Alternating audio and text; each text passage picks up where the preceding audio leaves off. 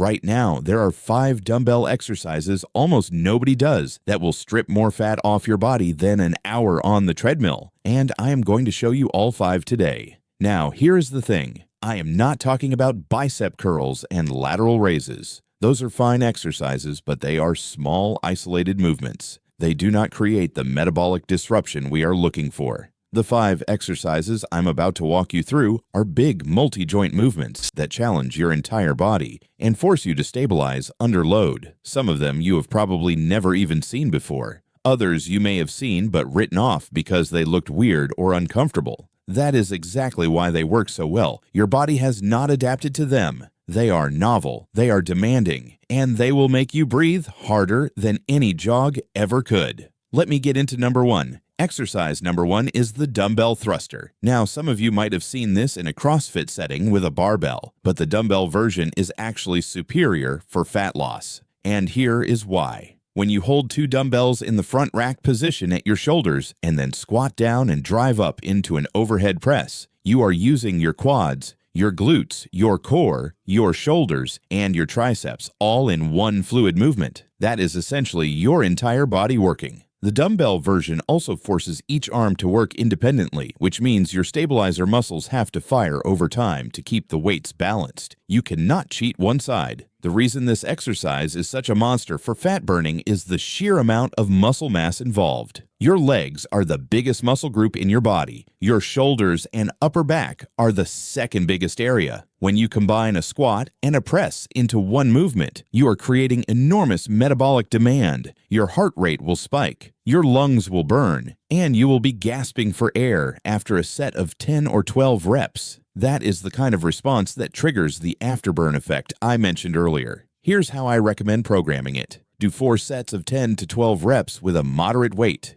Do not go so heavy that your form breaks down. The goal is to keep the movement smooth and controlled and to maintain a steady tempo. Rest about 60 to 90 seconds between sets. By the 3rd set, you will understand why this exercise belongs on this list. Exercise number 2 is one that almost nobody does, and it is called the Dumbbell Renegade Row. You start in a push-up position with each hand gripping a dumbbell on the floor. From that plank position, you row one dumbbell up to your side, then lower it back down and row the other side. That is 1 rep. Now think about what is happening here. You are holding a plank, which means your entire core is engaged. Your chest and shoulders are working to stabilize your upper body, and then you are performing a rowing movement, which hits your lats, your rhomboids, and your biceps. Every single muscle in your body is doing something during this exercise. There is no rest. There is no relaxation. Your body is under constant tension from start to finish. The fat burning potential here is enormous because of the anti-rotation component.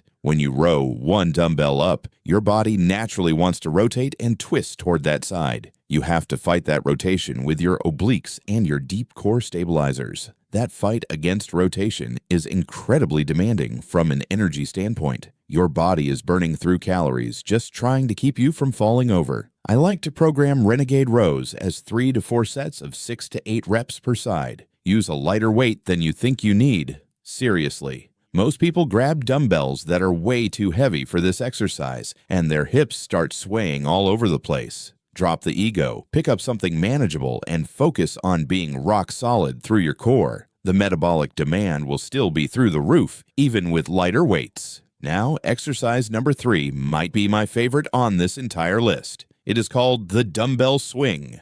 Yes, like a kettlebell swing, but with a dumbbell. And before you tell me that kettlebells are better for swings, let me explain why the dumbbell version has its own unique advantages. First, the grip. When you hold a dumbbell vertically by cupping one end, the grip challenge is completely different than holding a kettlebell handle. Your forearms and your hands have to work much harder to control the weight. Second, the load distribution is different. A kettlebell has the mass below the handle. A dumbbell has the mass distributed more evenly, which changes the swing arc slightly and forces your posterior chain to engage in a different pattern. Your hamstrings and glutes still do the majority of the work, but the subtle difference in loading means your body cannot just coast on autopilot if you are someone who has done thousands of kettlebell swings.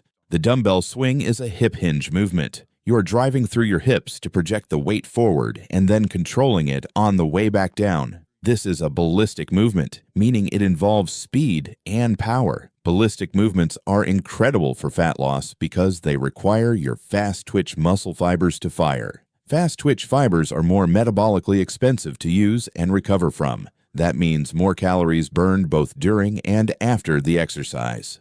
Program this one for 4 to 5 sets of 15 to 20 reps. Use a single heavier dumbbell and really focus on snapping your hips forward at the top of each rep. This should be an explosive movement, not a slow, controlled one. Your heart rate will be through the ceiling within the first set. By the 5th set, you will be absolutely wrecked in the best possible way. Exercise number 4 is the dumbbell reverse lunge to curl to press.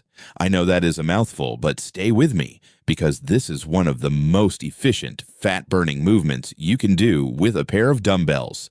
Here is how it works. You hold a dumbbell in each hand at your sides. You step back into a reverse lunge. As you drive back up to standing, you curl the dumbbells up to your shoulders and then immediately press them overhead. Then you lower them back down and repeat on the other leg. What makes this exercise so special is the number of muscle groups involved and the fact that there is absolutely zero rest within the movement. Your quads and glutes work during the lunge. Your biceps work during the curl. Your shoulders and triceps work during the press. Your core works the entire time to keep you balanced because you are on one leg for a portion of the movement. You are essentially performing 3 exercises in one continuous chain. The calorie burn on this exercise is outrageous. I have seen clients wearing heart rate monitors hit zone 4 and zone 5 heart rates during sets of this exercise. That is the same heart rate zone you would hit during a full sprint, except you are building muscle at the same time. That is the beauty of these compound dumbbell movements. You get the cardiovascular benefit of intense cardio while simultaneously stimulating muscle growth. And muscle growth is the real long-term fat loss hack because muscle tissue is metabolically active. The more muscle you carry, the more calories you burn at rest just existing. For this one, I recommend 3 sets of 8 reps per side.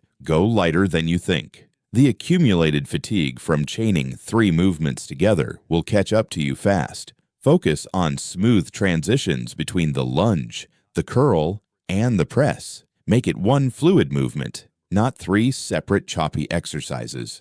Now, before I get to exercise number 5, let me say something important. These exercises are incredible, but they only work if you actually program them intelligently. You cannot just throw random exercises together and expect optimal results. You need structure. You need progressive overload. You need planned recovery. This is especially true if you are over 40 because your body does not bounce back the way it did at 25. Your joints need more care, your recovery windows are longer, and honestly, most guys over 40 do not need 6-day training splits. They need fewer hard sets done with precision and a program that respects their reality. All right, let me get to exercise number 5. I saved the best for last. This one is called the Dumbbell Man Maker. If you have never done a Man Maker before, you are about to understand why it has that name. Here is the movement. You start standing with a dumbbell in each hand. You hinge down and place the dumbbells on the floor. You jump or step your feet back into a push-up position.